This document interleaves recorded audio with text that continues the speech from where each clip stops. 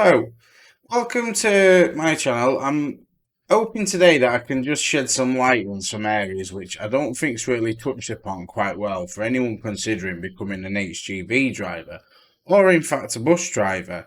There's many YouTube channels now highlighting our drivers' day-to-day lives goes, and on many comments I read about how do I start, how do I go through process, and where do I begin to look and turn before you decide whether it is going to be something for you or not. So I'm just going to give you a short brief run through and maybe some help and some instant tips with some documentation that you'll need to fill in and hopefully try and save you some hassle in the long run, and save you from making a few mistakes which might cost you in the long run. So when you first start out and you're deciding that truck driving's for you, I suggest it's a career that you considerably think about, because being on the road for 10, 12 hours a day can be somewhat stressful. Me personally, I find it absolutely brilliant. There ain't a job I'd rather do. You're left on your own.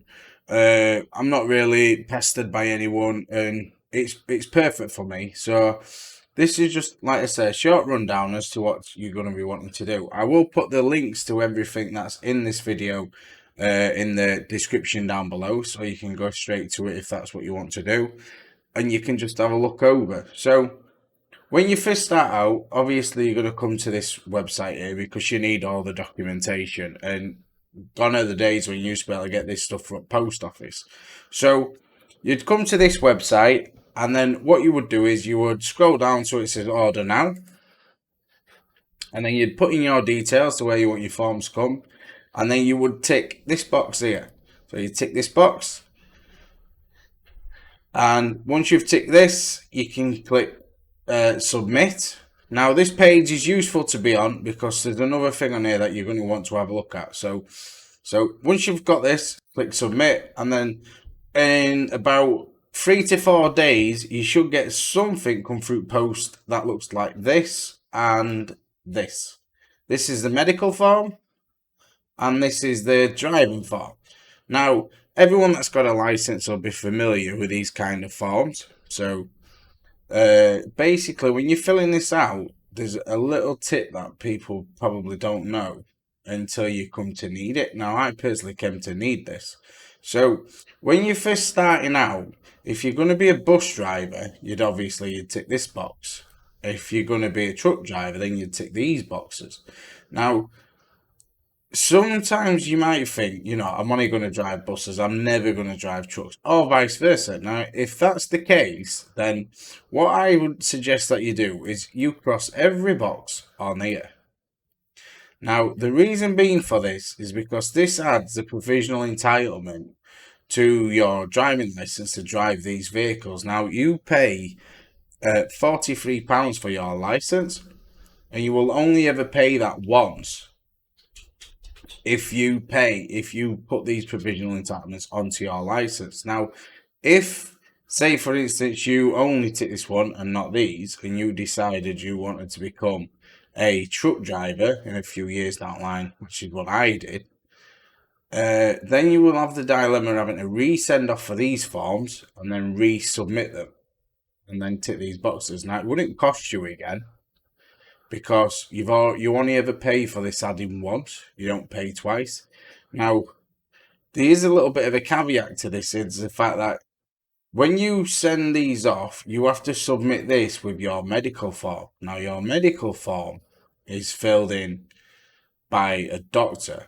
Now, and this medical form, when you're under the age of, I think it's 45, maybe 50, will last you up till that age, and then you have to have more. But so this has to be filled in by a doctor who's preferably licensed to carry out eye examinations as well. So they will fill this out, and you will send that with this license, with your driver's license as proof. Now, a little thing to check as well is just to make sure that the date is correct on your driver's license for your photo. If it's not, then this is the time to update that at the same time, because it doesn't actually cost you anything. I think they might try and charge you an extra £12, but uh, I've known people that have sent it in without that, and it's been changed anyway due to the fact they've got to send you out a new license for new entitlements. So that'd be sent off. Your medical form is obviously something that you've got to get done on your own. So this is something that you go to a doctor's with, and they would fill all this in. Now, doctors might request that you fill some bits in, like your name, your address, and so on, to speed the process up. But in most cases, this will be filled in. Now, your doctor can charge you anywhere from, I've heard, £100 up to stupid money, £200, because it's a private service, and they can charge you, and they will. Or you can go to a website. 2 seconds. Or you can go to a website, which is what I did. I went to this website called National Medical Examinations. Now, I aren't affiliated with these in any way. And obviously, do your due diligence before you ever go onto any website and start accepting stuff like this. Because as you can see, it's £49, which is what I used. And you book your appointment. These have got places all over the country where you can go and get your license, go and get your medical form filled in. These will fill it all in for you, and then it's good for you to submit, and it's only cost you £50 rather than the £100 odd. But as I said, you need to make sure that you're going to a reputable place if you use somewhere online, because if there's any ever issue between your license being given to you on a provisional basis and these and the doctor who signed your forms, it could render your medical null and void, and obviously you'd have to resubmit it and all the hassle that goes with that. So just be a bit wary with it, but you don't have to go to the doctors, because as I said, my doctor will charge me something like £125, which is borderline extortionate considering how expensive learning to drive can be. So once you fill all that in, you'll send that off. Now, the reason why I said you don't want to get rid of this website completely is because up here, there's this, your digital Tachograph Card. Now, if you're only ever going to drive trucks, you need this. If you're going to drive buses for like a local company such as Arriva or First, you won't need this because their buses aren't fitted with them. Coaches, I believe, are. And something like that. Domestic vehicles aren't fitted with them, but if you're driving a truck, click this, and then you'll get this form here. Now, I would order this at the very early doors. It's £32. You don't need to already have your truck license in order to be granted a Tachograph Card, but you need this license in order to drive any Class 2, Class 1 vehicle. If you pass your test and you have to reapply for this, you will not be given a job driving until this has come through the post. And although the delays on these are minimal, if they can quote you up to something like 3 to 4 weeks, I believe. So obviously, if you pass your test and then you're waiting for 3 to 4 weeks, it could end up really damaging in the long run. So obviously, when you're new to driving, you want to try and get as Right, sorry about the small jump cut. So yeah, so this is what you want to fill out and have ready for you when you pass your test. You don't want any real delay between you passing your test and getting back behind the wheel of a truck, because any time away from a vehicle at that stage in your driving career could be quite poor, and sort of like you'd start like dropping off on the experience, which you desperately need. So you get this sent off. And then it's time then to start trying to find where you're going to go and do your testing. Now, I went to this company because he's local to me, bought the training, and these guys are absolutely superb. They looked after me and made sure that I was well catered for with what I needed and so on like that. And as you can see here, you can do your theory and all this booking stuff through these, or you can do that on your own and just get this kind of stuff. So that's your medical sorted for you for £60, which is pretty good, and your case study. But what I would say to you is if you are planning on booking these, is make sure you shop around because prices do vary massively. There's a few companies around me who are quite big, and they charge absolutely extortionate prices, and so on like that. So just be careful with who you go with, and there's some websites online which will quote you financing options, like going into thousands of pounds for your license, which there's no real reason why it should cost you more than 2,000 for your class one and class two combined. Obviously, you've got your CPCs are separated from that, but you shouldn't be going anywhere much over that. If you are, then I feel you're being like overcharged. So this is what I do. So once you're going in, so if you want to book your theory and your mod one, your theory, your hazard perceptions on your own, you can do that on a government website, like you did your like you would have done your car theory. So, and this is basically the government website that you come to, and this is telling you what it is. So your drivers is multiple choice.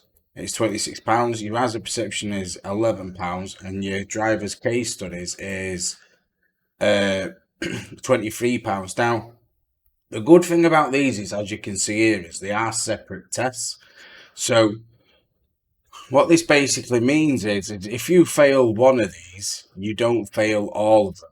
You only fail the one. So in your actual car driving test, your theory and your hazard perception were all one test, whereas in this it's separate. So if you failed your hazard perception, you can come back and revisit that and just do that again. And same with theory. So I've got some small details here to try and help you out. So the multiple choice question. Now this is just a breakdown of what's on that.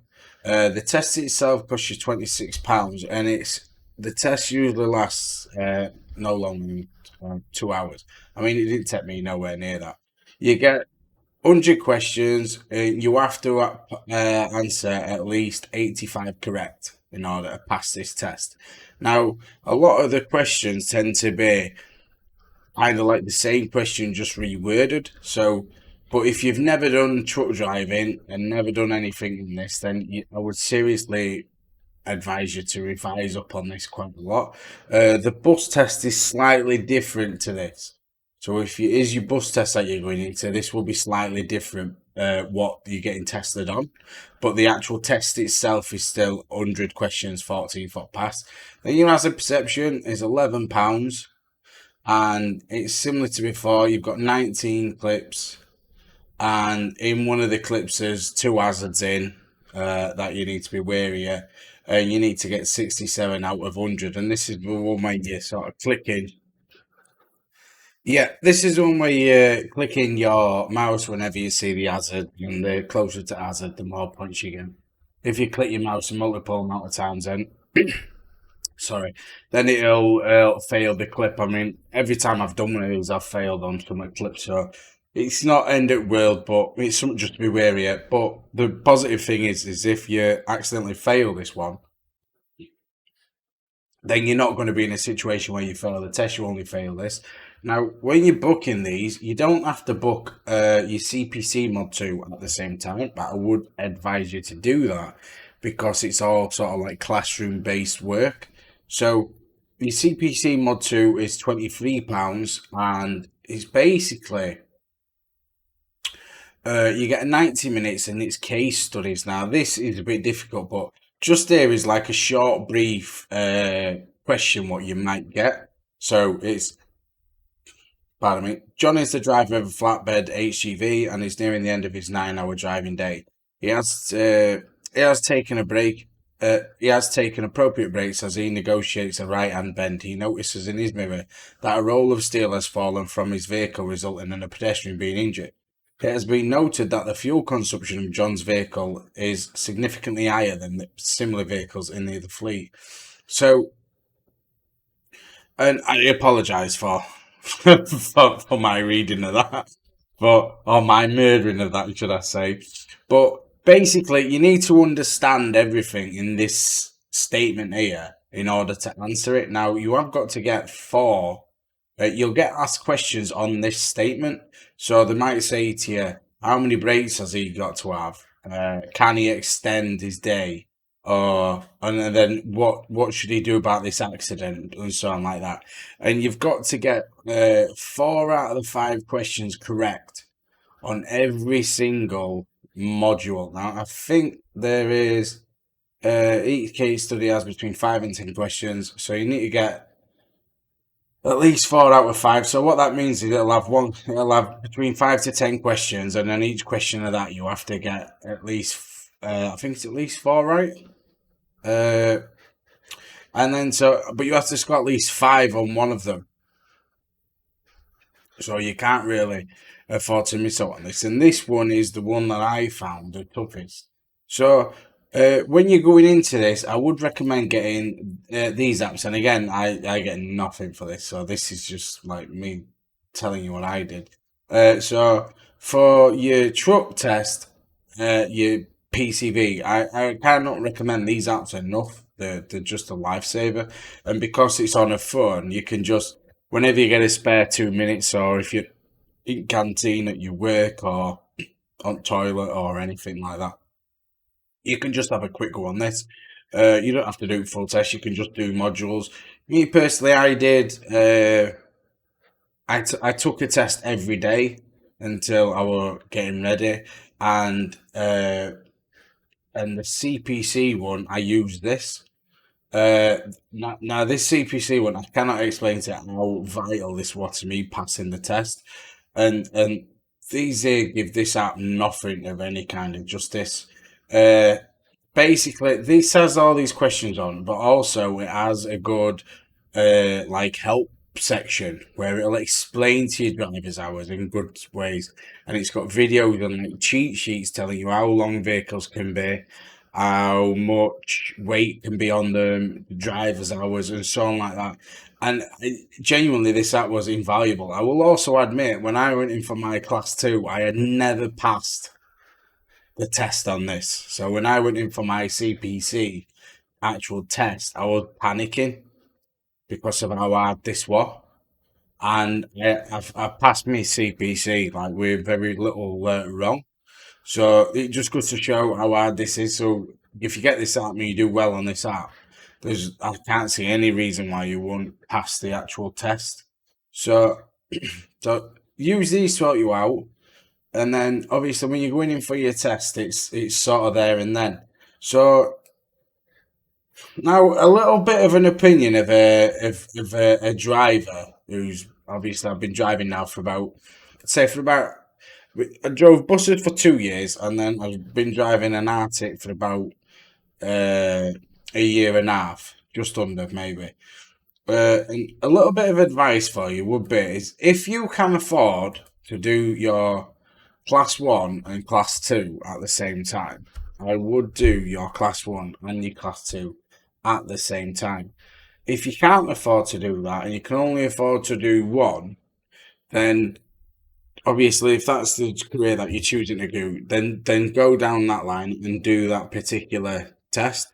Now, the reason why I say do your class 1 and your class 2 at the same time is because when you come to get a job on a class 1, they will ask you how long experience you've had, and if you haven't had any experience on a class 1, which you can't really lie about because they'll see it a mile off in the driving anyway, but it'll also state on your license when you've got your class 1, so you can't really lie about it, and it sort of resets your driving progress on the vehicle. So you've got to redo your first 2 years, which obviously in the driving industry is your first 2 years you treat quite poorly. Obviously after 2 years you've then got greater freedoms because companies' insurances and that'll allow them to take you on, so it gives you a greater choice of employment. So companies will tend to try and look after you a little bit more. Not that they will, but some do.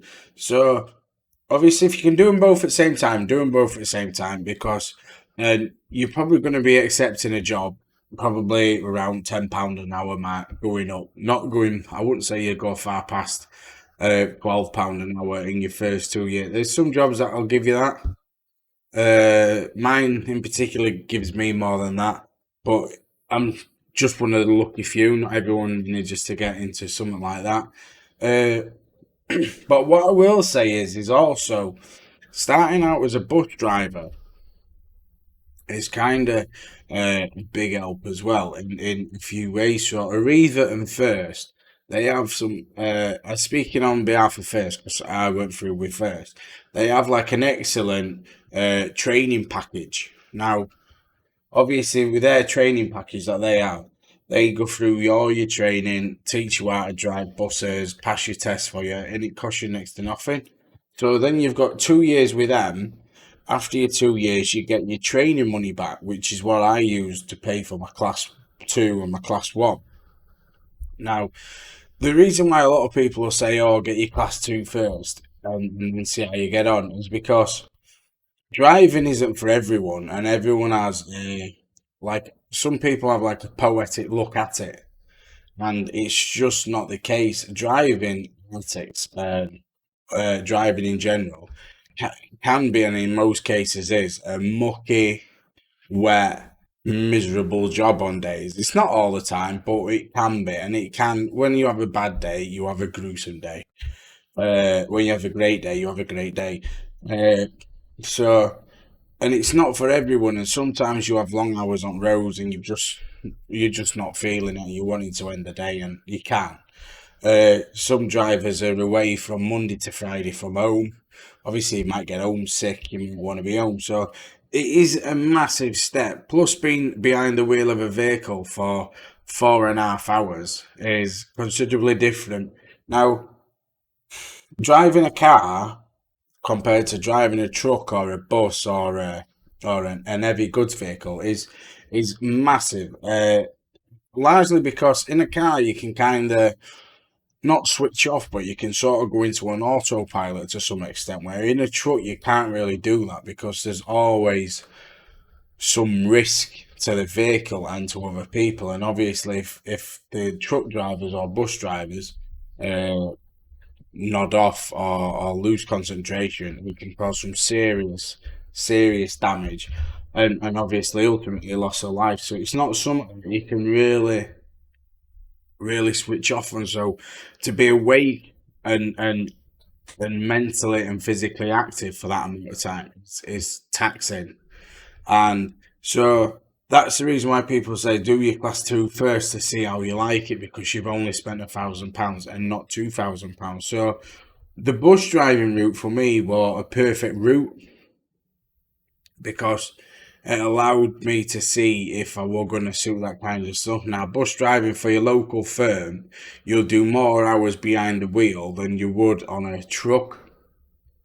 Obviously, the only side is that you're not sleeping in the bus, but it gave me a sort of a springboard up, and it allowed me to reduce the hours down that I required in my class 2 training, because I were already efficient in that size of vehicle.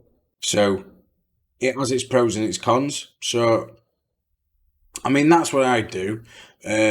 Obviously, if you have any comments or any kind of questions, feel free to ask them in the comment section. Obviously, I ain't got that many subscribers and what have you, so I'll get back to you if I can in messages and let you know.